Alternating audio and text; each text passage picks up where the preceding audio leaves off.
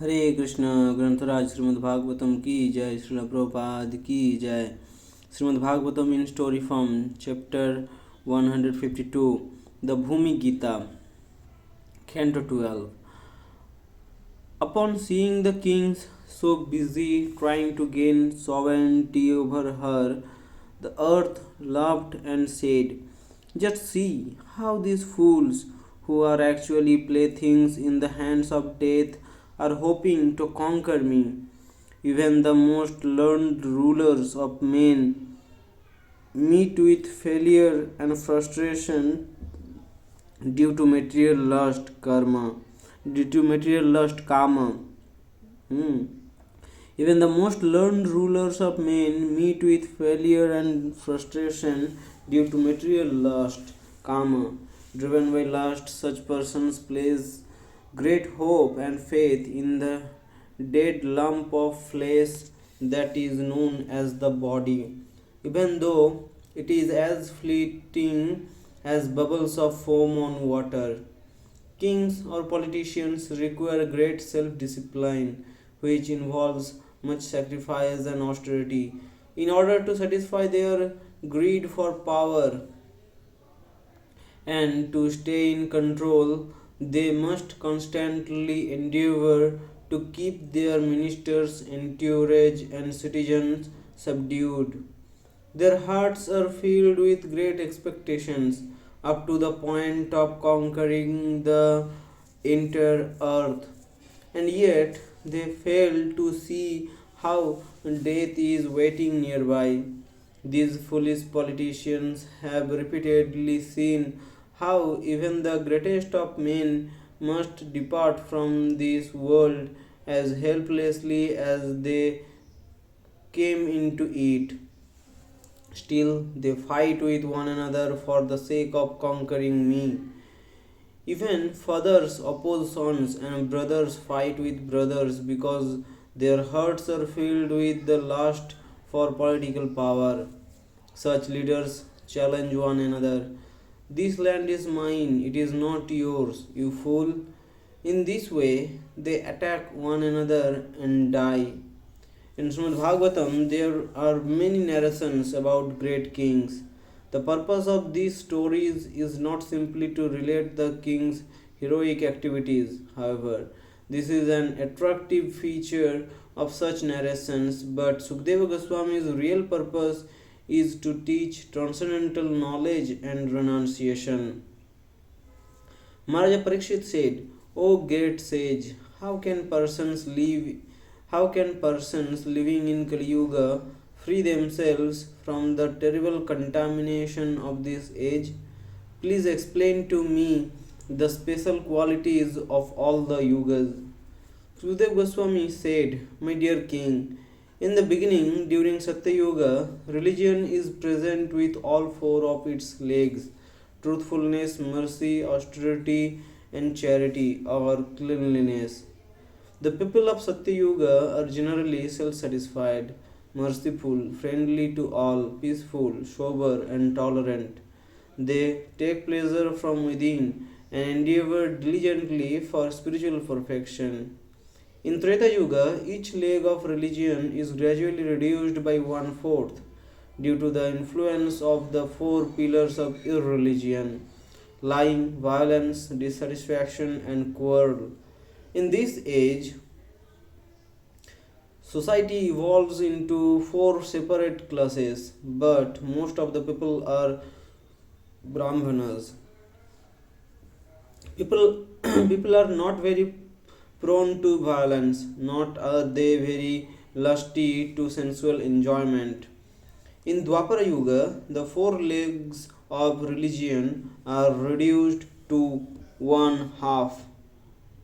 In Dwapar Yuga, it is reduced, the four legs are of religion are reduced to one half. Of the four classes, the Kshatriyas and Brahmanas are most numerous. People are very noble minded and they are eager to achieve renown. They devote themselves to study of the Vedas. They support large families in great opulence and they enjoy life with vigor. In the beginning of Kali Yuga, only one fourth of religious principles remain, and that also gradually dwindles to nil. People tend to be very greedy, ill behaved, and merciless, and they fight among themselves for no good reason. Among all are Shudras and barbarians. The three modes of material nature are present everywhere, and how they proportionately exert their influence is observed within a person's mind. The four yugas are also manifestations of the three gunas. In each guna, in each yuga, there can be manifestations of the other ages according to the particular mode that predominates. For example, by cultivation of the mode of goodness, there may be a temporary manifestation of Satya Yuga within the age of Kali. When the mind, intelligence, and senses are all firmly fixed in goodness, that time should be understood as Satya Yuga.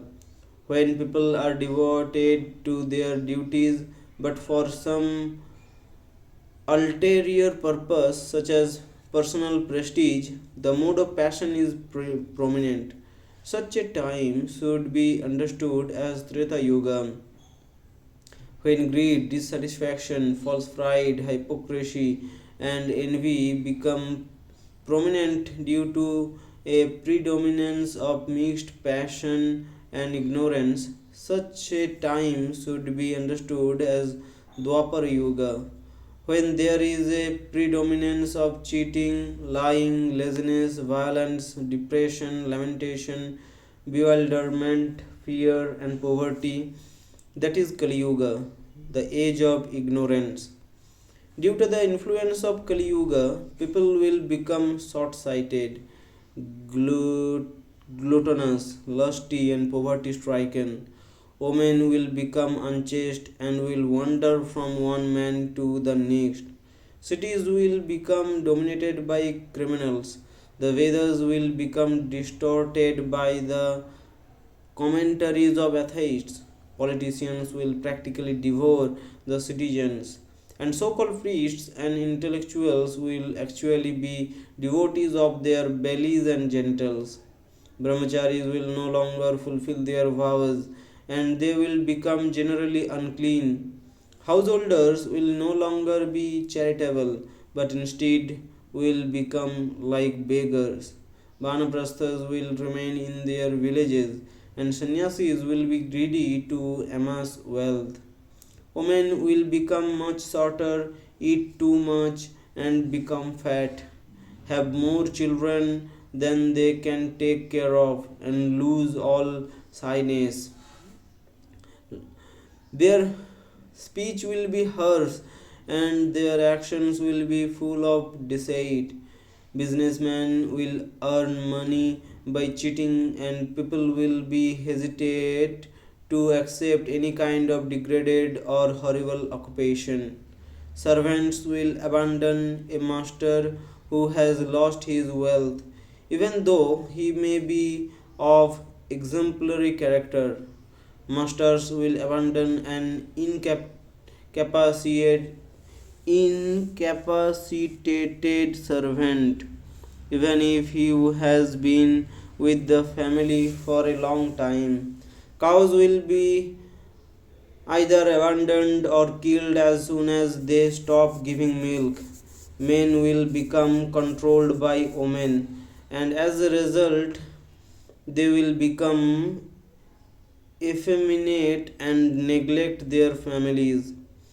Uncultured men will earn their livelihood by making a show of austerity and wearing a mendicant's dress. Although knowing nothing about real religion, they will mount a high seat and pretend to speak about spirituality. In Kali Yuga, people's minds will always be disturbed. Masses of people will become emaciated due to famine caused by drought, harassed Also, by excessive taxation, many people will not even have an adequate place to engage in sex, and having no ornaments to decorate themselves with, the people will gradually come to resemble ghostly, haunted creatures. In Kali Yuga, enmity will break out over just a few coins. Because of such quarrels, people will be ready to lose their own lives or kill their own relatives. Men will no longer properly maintain their elderly parents, respectable wives, or children, becoming so thoroughly degraded. Their only concern will be to satisfy their bellies and genitals. Atheism will prevail over people's intelligence, and as a result, very little sacrifice will be offered to the Supreme Lord. All the great controllers of the universe bow down at the lotus feet of the Supreme Lord. Such petty and miserable human beings of this age will not do so. Terrified and about to die, a man collapses on his bed. Although his voice is faltering and he hardly knows what he is saying, if he chants the holy name of the Supreme Lord, he can be freed from all sinful reactions and go to the spiritual world. Still, the people still the people of Kali Yuga will not worship God.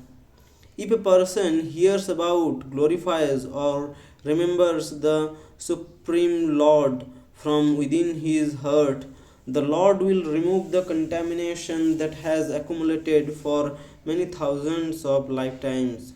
Therefore, O King, try as hard as possible to concentrate upon the Lord in your heart. By maintaining this concentration, you will certainly attain the supreme destination at the time of death. When meditating upon by those who are about to die, the personality of Godhead reveals to them their eternal spiritual identity. Although this Kali Yuga is an ocean of faults, there is one glorious quality. Simply by chanting the name Hare Krishna, simply by chanting the name Krishna, one can get freed from material bondage and go back home, back to Godhead. Simply by chanting the name Krishna, one can get freed from material bondage and go back home, back to Godhead. Whatever was obtained in Satya Yuga by meditation, in Treta Yuga by performing sacrifice, and in Dwapar Yuga by serving the Lord's lotus feet, can be obtained in Kali Yuga simply by chanting the holy name of the Lord. Hare Krishna, Krishna Krishna, Hare Hare, Hare Rama, Rama Rama, Hare Hare. Jai Grantharaj Śrīmad-Bhāgavatam ki jai, Śrīla Prabhupada ki jai.